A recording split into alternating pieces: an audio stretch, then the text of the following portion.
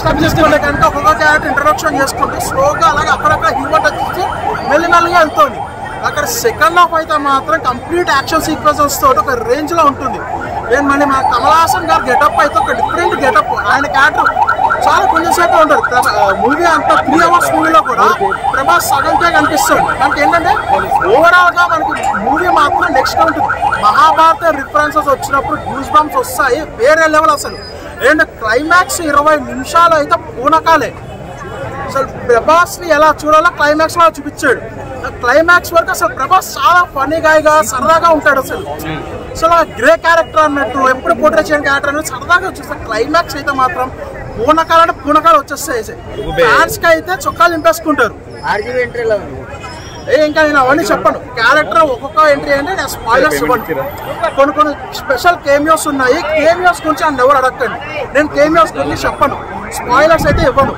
మూవీలో theatrical experience compulsory ఉండాలి సినిమాకి. మీరు ఈ క్యారెక్టర్ ఎట్లుంది, ఇది కదా అది కదా అని అడిగితే కనుక లేదమ్మా, ఆది పురుష్ కూడా 1000 రెట్లు పెట్టలేదు. వాళ్ళు 600 కోట్లు అని చెప్పేసి ఏవో చెప్పారు. అసలు ఆ గ్రాఫిక్స్ చూస్తేనే అసలు డిఫరెంట్గా ఉంటుంది, విరక్తి వస్తుంది. ఇది మాత్రం అలా కాదు. అంటే ఒక స్టాండర్డ్ ఎక్స్పెక్ట్ చేస్తాం మనం. 700 కోట్లు పెడుతున్నారు అంటే ఒక స్టాండర్డ్ ఎక్స్పెక్ట్ చేస్తాం. ఆ స్టాండర్డ్కి తగ్గట్టు ఉంది. ఏంటంటే మనకి ఆది పురుష్ దీనికి కంపేర్ 2 మైథాలజీ కాన్సెప్టే, అది రామాయణం మహాభారతం. బట్ ఇదేంటంటే ఈ ఫ్యూచర్ ఏం జరగబోతోంది అని తీసుకున్న ఒక మహాభారతం రిఫరెన్సెస్ తీసుకున్నారు.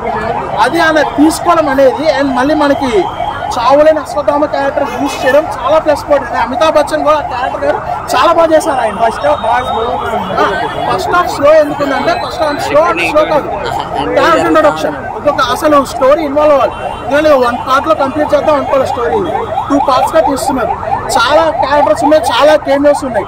సో ఫస్ట్ హాఫ్ స్లో కాకుండా ఇంకేమున్నాయి అంటే స్టోరీ బిల్డ్ అవుతుంది, క్యారెక్టర్స్ బిల్డ్ అవుతున్నాయి. సో అక్కడక్కడ ప్యూర్ కొట్ల, అక్కడక్కడ హ్యూమర్ టచ్ ఇచ్చాడు, సరదాగా ఉంది. సెకండ్ హాఫ్ అయితే ప్యూర్ గూస్ బంప్స్, క్లైమాక్స్ లో పూనకాలు.